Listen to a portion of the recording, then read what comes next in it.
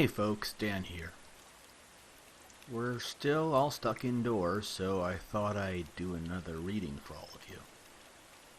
We're going to go back to the Collier Junior Classics, 1955 edition, Volume 3, Myths and Legends. Today, we're going to go over to Section 2, the stories of the Norse myths, and read about how everything came to be. And now, How All Things Began, by E.M. Wilmot-Buxton. Illustration by Louis Moe.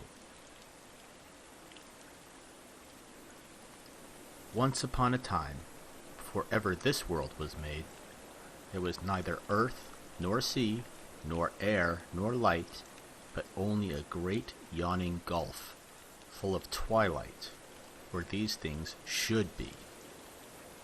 To the north of this gulf lay the home of mist, a dark and dreary land, out of which flowed a river of water from a spring that never ran dry. As the water in its onward course met the bitter blasts of wind from the yawning gulf, it hardened into great blocks of ice, which rolled far down into the abyss with a thunderous roar, and piled one on another until they formed mountains of glistening ice. South of this gulf lay the home of fire, a land of burning heat, guarded by a giant with a flaming sword which, as he flashed it to and fro before the entrance, sent forth showers of sparks.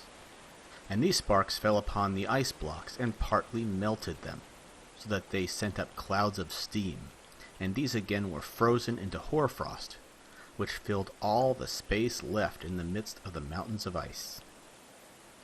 Then one day, when the gulf was full to the very top, this great mass of frosty rime, warmed by the flames from the home of fire, and frozen by the cold airs from the home of mist, came to life and became the giant Ymir, with a living, moving body and cruel heart.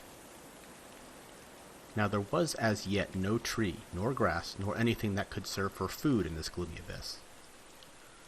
But when the giant Ymir began to grope around for something to satisfy his hunger, he heard a sound as of some animal chewing the cud, and there among the ice hills he saw a gigantic cow, from whose udder flowed 4 great streams of milk, and with this his craving was easily stilled. But the cow was hungry also, and began to lick the salt off of the block of ice by which she was surrounded.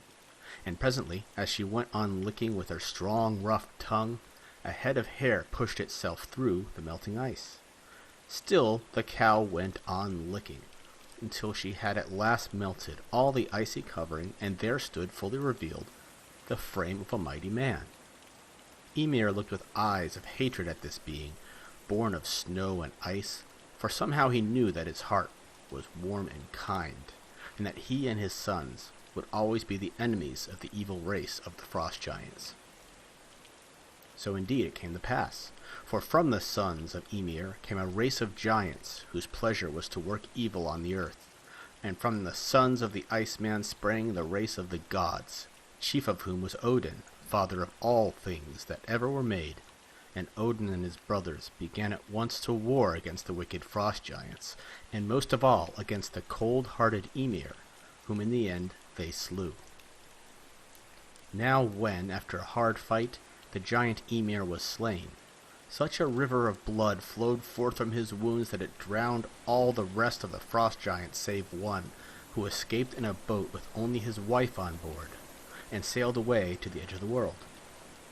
And from him sprang all the new race of frost giants, who at every opportunity issued from their land of twilight and desolation to harm the gods in their abode of bliss. Now, when the giants had been thus driven out, all Father Odin set to work with his brothers to make the earth, the sea, and the sky. These they fashioned from the great body of the giant Ymir. Out of his flesh they formed Midgard, the earth, which lay in the center of the gulf, and all around it they planted his eyebrows to make a high fence which should defend it from the race of giants. With his bones they made the lofty hills, with his teeth the cliffs, and his thick curly hair took root and became trees, bushes, and the green grass. With his blood they made the ocean, and his great skull poised aloft became the arching sky. Just below this they scattered his brains, and made of them the heavy gray clouds that lie between earth and heaven.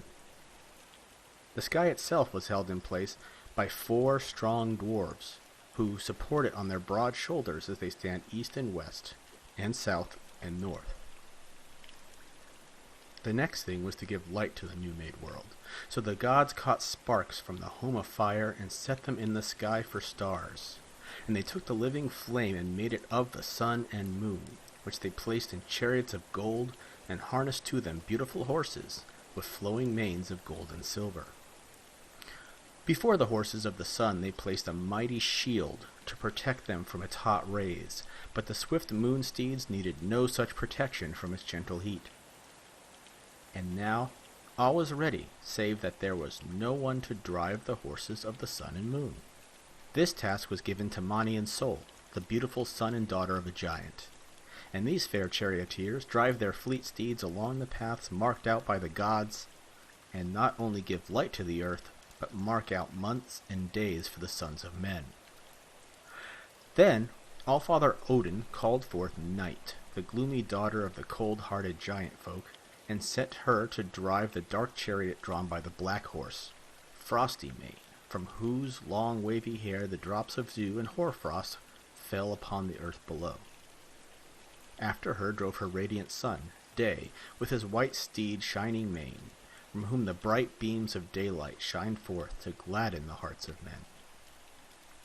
But the wicked giants were very angry when they saw all these good things, and they set in the sky 2 hungry wolves, that the fierce gray creatures might forever pursue the sun and moon and devour them, and so bring all things to an end. Sometimes, indeed, or so say the men of the north, the gray wolves almost succeed in swallowing sun or moon, and then the earth children make such an uproar that the fierce beasts drop their prey in fear, and the sun and moon flee faster than before, still pursued by the hungry monsters.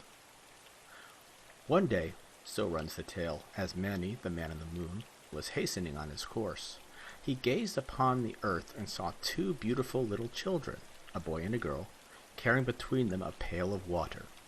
They looked very tired and sleepy, and indeed they were, for a cruel giant made them fetch and carry water all night long when they should have been in bed. So Mani put out a long, long arm and snatched up the children and set them in the moon, pail and all, and there you can see them on any moonlit night for yourself. But that happened a long time after the beginning of things, for as yet there was no man or woman or child upon the earth. And now that this pleasant Midgard was made, the gods determined to satisfy their desire for an abode where they might rest and enjoy themselves in their hours of ease. They chose a suitable place far above the earth, on the other side of the great river, which flowed from the home of mists where the giants dwelt. And here they made for their abode Asgard, wherein they dwelt in peace and happiness, and from whence they could look down upon the sons of men. From Asgard to Midgard they built a beautiful bridge of many colors, to which men gave the name of Rainbow Bridge, and up and down which the gods could pass on their journeys to the earth. Here in Asgard stood the mighty forge, where the gods fashioned their weapons wherewith they fought the giants, and the tools wherewith they built their palaces of gold and silver. Meantime, no human creature lived upon the earth, and the giants dared not cross its borders for fear of the gods. But one of them, clad in eagle's plumes, always sat at the north side of Midgard, and whenever he raised his arms and let them fall again, an icy blast raced forth from the mist home and nipped all the pleasant things of earth with its cruel breath. In due time the earth was no longer without life, for the ground brought forth thousands of tiny creatures, which crawled about and showed signs of great intelligence. And when the gods examined these little people closely, they found that they were of 2 kinds. Some were ugly, misshapen, and cunning-faced, with great heads, small bodies, long arms and feet. These they called trolls or dwarves or gnomes, and sent them to live underground, threatening to turn them into stone should they appear in the daytime. And this is why the trolls spent all their time in the hidden parts of the earth, digging for gold and silver and precious stones, and hiding their spoil away in secret holes and corners. Sometimes they build their tiny fires and set to work to make all kinds of wonderful things from this buried treasure. And that is what they are doing when, if one listens very hard on the mountains and hills of the Northland, a sound of tap, tap, tapping is heard far underneath the ground. The other small earth creatures were very fair and light and slender, kindly of heart, and full of goodwill. These the gods called fairies, or elves, and gave to them a charming place called Elfland in which to dwell. Elfland lies between Asgard and Midgard, and since all fairies have wings, they can easily flit down to the earth to play with the butterflies, teach the young birds to sing, water the flowers, or dance in the moonlight round a fairy ring. Last of all, the gods made a man and a woman to dwell in fair Midgard, and this is the manner of their creation. All-Father Odin was walking with his brothers in Midgard where, by the seashore, they found growing 2 trees, an ash and an elm. Odin took these trees and breathed on them, whereupon a wonderful transformation took place. Where the trees had stood, there were a living man and a woman, but they were stupid, pale, and speechless, until Haenir, the god of light, touched their foreheads and gave them sense and wisdom, and Loki, the fire god, smoothed their faces, giving them bright color and warm blood, and the power to speak and see and hear. It only remained that they should be named, and they were called Ask and Embla, the names of the trees from which they had been formed. From these 2 people sprang all the race of men which lives upon this earth, and now All-Father Odin completed his work by planting the Tree of Life. This immense tree had its roots in Asgard and Midgard and the Mistland, and it grew to such a marvelous height that the highest bough, the Bough of Peace, hung over the Hall of Odin on the heights of Asgard, and the other branches overshadowed both Midgard and the Mistland. On the top of the Peace Bough was perched a mighty eagle, and ever a falcon sat between his eyes and kept watch on all that happened in the world below, that he might tell to Odin what he saw. Heidrun, the goat of Odin, who supplied the heavenly mead, browsed on the leaves of this wonderful tree, and from them fed also the 4 mighty stags, from whose horns honeydew dropped on to the earth beneath, and supplied the water for all the rivers of Midgard. The trees of the Tree of Life were evergreen and fair, despite the dragon which, aided by countless serpents, gnawed perpetually at its roots, in order that they might kill the Tree of Life, and thus bring about the destruction of the gods. Up and down the branches of the tree scampered the squirrel, Ratatosk, a malicious little creature whose one amusement it was to make mischief by repeating to the eagle the rude remarks of the dragon, and to the dragon those of the eagle, in the hopes that one day he might see them in actual conflict. Near the roots of the Tree of Life is a sacred well of sweet water, from which the 3 weird sisters, who knew all that shall come to pass, sprinkle the tree and keep it fresh and green. And the water, as it trickles down from the leaves, falls as drops of honey on the earth, and the bees take it for their food. Close to this sacred well is the council hall of the gods, to which every morning they rode over the rainbow bridge to hold converse together.